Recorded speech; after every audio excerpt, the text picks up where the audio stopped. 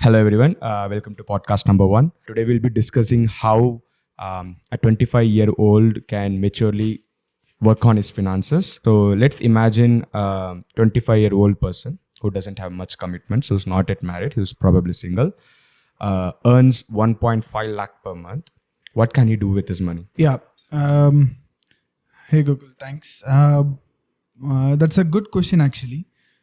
So a lot of people find themselves in this position when working for IT companies, especially in cities like Noida, and Bangalore. Uh, the main thing to do is not get carried away with the money. Personally, what I would do is invest at least half of the money in equities and other instruments, investments, not spendings or not on assets that depreciate over time. The rest of the money that will be split according to my need. My need might be completely different from what Kunal has. To Kunal, certain things might be more important. Certain things might give, shoes, for example, might give him more happiness, joy. He vlogs on those things. He publishes content regarding shoes. He nerds out on shoes. So, but I wouldn't spend that much money. So the rest of the money can be easily split based on your interests. And I would say try to keep your monthly spends on perishables or things like shoes, material stuff to around 30 to 40%. The lower the better, but don't be too stingy there, because you do want to enjoy the money while you're young. So and there is nothing actually wrong about it. So yeah. Follow-up question there, because I have been thinking about 30 to 40%, but can this be generalized across all income scales? Now we are now discussing about 1.5 lakh, which is not too much actually when talking about 2024 standards. People I think earn way more than that at age of 25, but at 1.5 lakh, if you say about 30 to 40%, that comes around like 50 to 60,000. But will it be the same if a person is earning around 70 to 80,000 take home? What would be your percentage on perishable and anything for fun?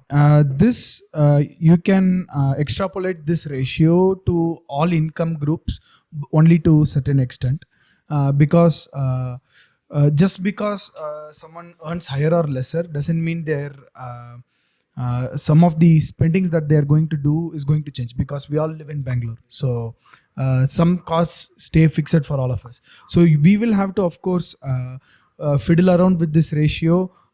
If I'm earning less and the things that I want to spend on a monthly basis are more, then I will have to make some sacrifices somewhere, because it's hard to find a very cheap good living space here in Bangalore, right? So this ratio has to be fiddled around. The thing is, one shouldn't look at an article which says this ratio and try to fit their life into that ratio. One needs to find out what works for them, for their commitment, for their spending, for their needs, for their comfort. So a little bit of playing around is needed. A trial and error is needed. Do not shy away from trying to switch up these ratios. Don't take any ratio that you see online, even the ones that we are seeing to be a gold standard. Of course, we'll have to play around, but you can take inspirations from what other people are doing and see if it works for you. Kaushik, I understood Aravindan's perspective. So, what would you think as the ideal way one person can spend, and what would be your percentage of spendings for the month of October? Let's say if you're earning 1.5 lakh take home. So for a person earning 1.5 lakhs, okay. So let's say what I'll do, okay. So for me, the main goal is to invest as heavily as I can. So out of 1.5 lakhs, my plan would be to invest at least minimum amount of 70 to 75,000 in equity, preferably individual stocks or ETFs that we have available. rest remaining amount you can have major chunk in your daily necessities like your groceries and other important stuffs. Again, it depends on where you are living. If you are in a tier 1 city, then it should be around 30,000, 30 to 35,000, as Aravindan said. If let's say we put 75,000 in equity, 35,000, let's consider it as 35,000, it would be around 110. So the remaining amount is 40,000, right? Which you can plan for your wants. This includes your travel, your all the things that you want. Like for example, in my case, it is shoes, then traveling a foreign trip, then yeah, that's it. A follow-up question. So you mentioned there are risks involved at the age of 25, and you are ready to take risk, which I think most of us are ready to take, like abundant amount of risk at the age of 25 because we are earning, we have a bit of financially stable. As Aravindan mentioned, we should have some kind of knowledge by the age of 25. But what is your perspective on till what should an ideal person be taking a risk? And then when he should be like, okay, this is the time I should stop taking a risk, and then probably sort out the financials in such a way that it's going to be safe play. I'm going to only play the safe game and no more risk. Okay, so that's a good question. So for me, let's say it all depends on your family background. Okay, so let's say you need to plan your major expenses like marriage. First one is marriage, second one is home, right? Then but before this, you need to plan your emergency funds, right? Since you are going to have a family now, right? So for that you cannot rely on your income. By what I mean by relying is living paycheck to paycheck. So, for me, in my case, I would say, let's say you are planning your marriage at around 28 years, which is 3 years from now. So, for that, you will be needing a large amount of chunk if you are planning to have a Indian wedding, or if you are planning to something extraordinary like a destination wedding or something like that. So first plan is having a expense emergency fund. Second is investing your major part of salary into a large caps or low risk profiles, which is ETFs and golds. Other than this, you can plan. Rest of the things remains the same. Yes. So if you felt our Kaushik's answer like much matured, he actually posts regularly. I mean daily on the Threads platform, his portfolio. So keep check him out. The links will be in the description as always. Yeah, Kunal, the same question, but a small tweak. Um, what would you think, like, because from the perspective, like, I know all three of you, like, you tend to be the person who are like, okay, life has to go on, like, life has to be lived properly, and there should be no compromises, there should be no sacrifices made. So let's say you are also the person 1.5 lakh, and you have lot of good expenses to be made. What would your opinion be on people who spend a lot on things they want and then probably invest, like, let's say 20-30%? So is it a viable thing? Is it like, let's say if you're doing something around that, will that work? And in the current world, in the current IT world, all that. Yeah, so like let's say like if I'm earning 1.5 lakh and I'm just chasing like all my wants, like I need that needs to everyone in their childhood, like as a kid, like they want things, they don't think about the consequences, what's gonna happen. They just want things to they want that joy to happen, right? Like so someone is there and at the age of 25 someone is doing that, investing just 20k. Let's say if he's earning 1.5 lakh, he's just investing 20k or 15k. As Aravindan mentioned, like people actually do sips of like 5,000 or something, and then they say, yeah, we are doing mutual fund and we are investing.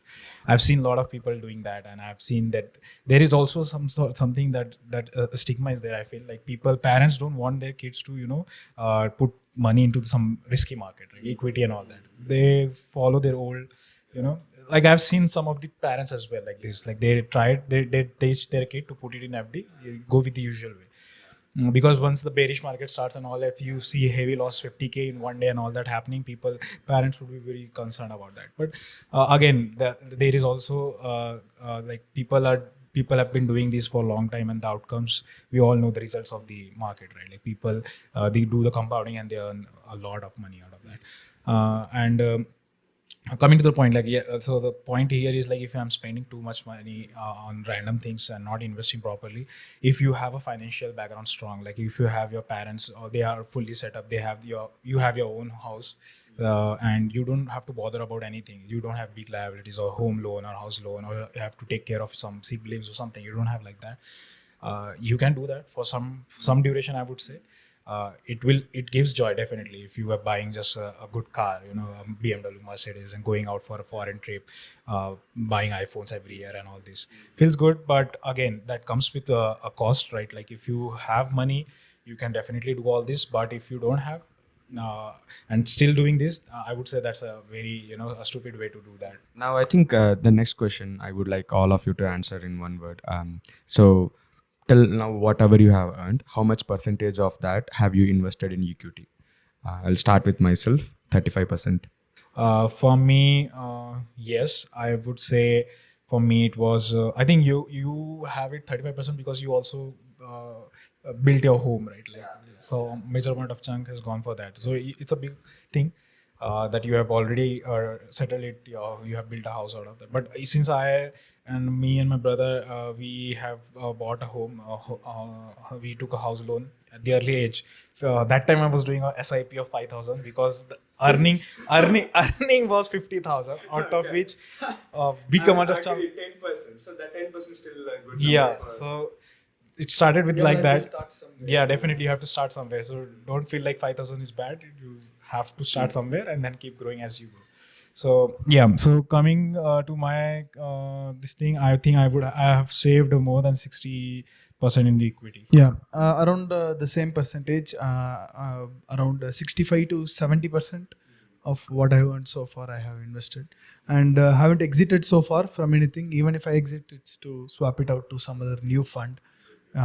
So no exit so far, and I think it's better to hold than sell prematurely. A lot of people think, okay, I'm putting so much money into this. When am I going to exit? When am I going to start enjoying this money that I am putting into? But they should understand that this is some money that's going to be there for a long time, and the longer it stays, exponentially more it's going to give you return. So it's a waiting game. So yeah. Yeah, so it's been like 3 years. I've started earning. So I haven't taken any loan yet. I have close to zero liabilities now. So I'm heavily. No, it's not that much actually.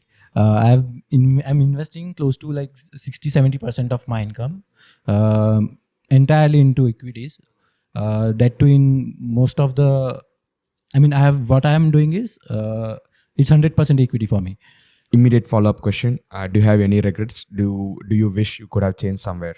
For me, of course, I had to build house. A large chunk of my income has been directly made, like converted into cement and bricks. I wouldn't directly recommend anyone to build a house or something. It's not the best financial decision. It's okay-ish financial decision, because if you got to build a house, if you need a house, of course, you need one to live, all that. So yeah. And of course, I have regrets, and I think I have been discussed with most of you already about how I'm going to change the investment plans now. I'm going to bring up a new investment cycle. That yes, I have regrets, and I would like to bump that to again somewhere around 50 to 70%, considering there's still work to do at my house, all that. So 50 to 70% should be ideal number for me. And anywhere lesser than that, I think I didn't do well in that particular month financially.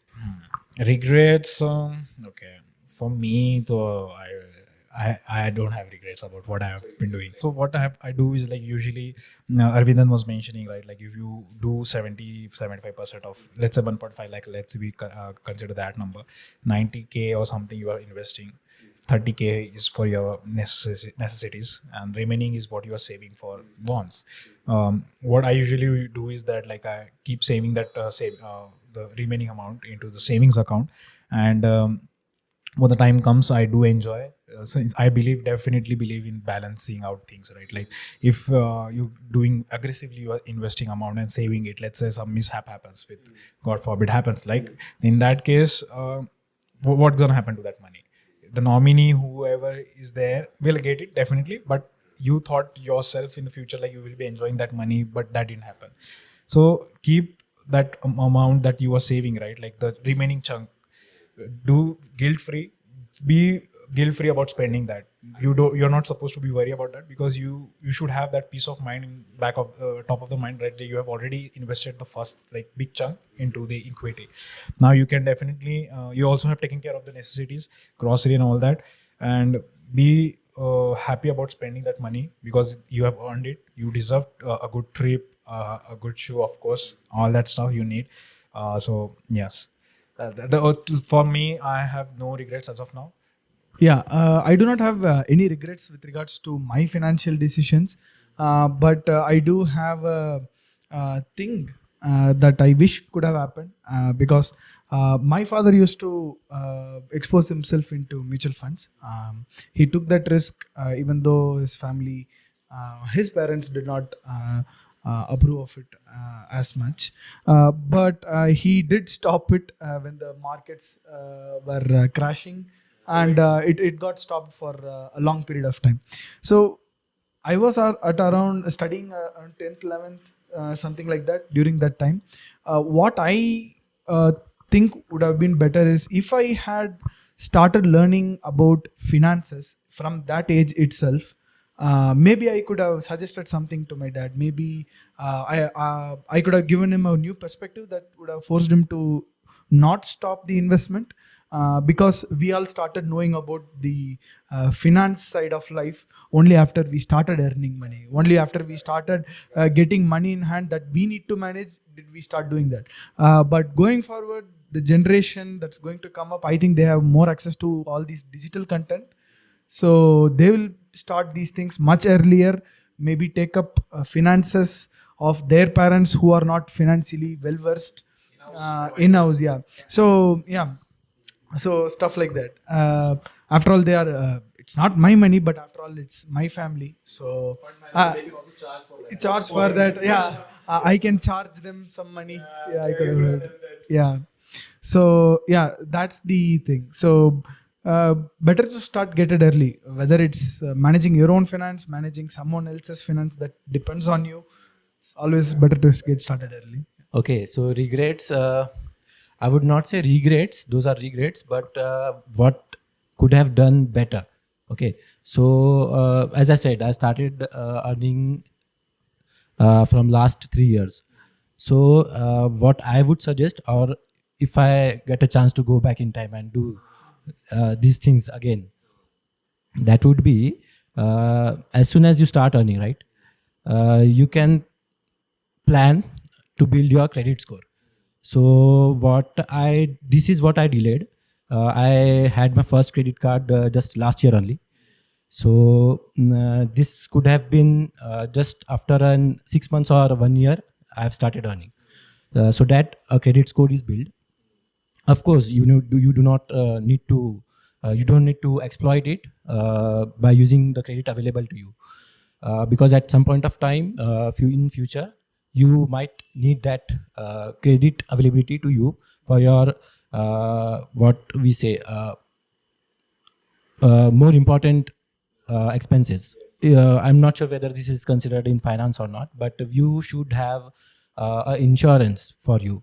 It should be a health insurance. It should be a term insurance. You should have it as soon as you start earning, and in fact, earning should not be a parameter before having it. So this is what you should do as soon as possible, which I haven't done yet still. So it's not a regret. Yeah, it's Yeah. a regret. It's going to be a potential regret. Yes. It's a regret he has because he hasn't yet done. Yeah. So this is what could be planned better. Yes. They have an upcoming trip as well. All right. The last question. Okay, the last question. What is a cheeky, like pleasurable, most costliest item you bought, which you can't consider as an asset in the last 3 or 4 years of your earning? Yeah, I would say watches, because one should be, if you get one that suits almost all different styles, you can wear it anywhere. It should be fine. But I like watches, so I started collecting them. Bought a couple in the past couple of years. Price, one costed 9,000. It's 1,000 rupees watch will definitely do the same thing, but still, it's pleasure that I derive from having a good watch that goes with certain types of dresses. So that's something I would say. For me, I think at the early age only I was earning 50,000. I mentioned right after 3 months I went to the Apple store nearby and just took my iPhone. 1,50,000, I do remember. Just after that, my bank account, I showed to him swiping the card. Kaushik saw my savings account, and it was 15,000 or something was left in my account after 3 months of earning. And that was at that time it was like the expensive thing that I was owning. So with time, I built the interest towards the sneakers. So I right now own 13 or 14 pairs of shoes. Average cost might come around 12K something for each shoes. That's what I own right now. Okay, so for me, the major expense that I have done are in two things. First one is shoes, sneakers. Me and my brother both are developed interest in sneakers. So that amount is not that much, but it is close to like I would say 70,000 total combined of me. Other than this, as Kunal said, we are interested in planning or exploring different countries, right? So up till now, we have covered close to 6 countries, which costed us around, I would say, 5 to 6 lakhs. So these are the two major expenses which are like which gave pleasure to me. So mine would be around multinational trips. I think I go full blown out when I'm on trips. That is something I have to consider working on. And electronics, like if I even find one application of one of the electronics I would require, and if I find it solves even a smallest tiniest problem, I would just purchase it. I'm like I love electronic items, all that, and what it could and the problems it could solve. So yeah, these are some things which I feel I put most of my money unnecessarily on. All right, so this wraps our first podcast. I hope everyone liked it. I hope some of you learned something from it, or if you would like to give suggestion to immature 25-year-old financially illiterate peeps sitting here, please go on. Or if you are inspired, please subscribe, follow. Probably we'll come up with new podcast again. Thank you. Thanks.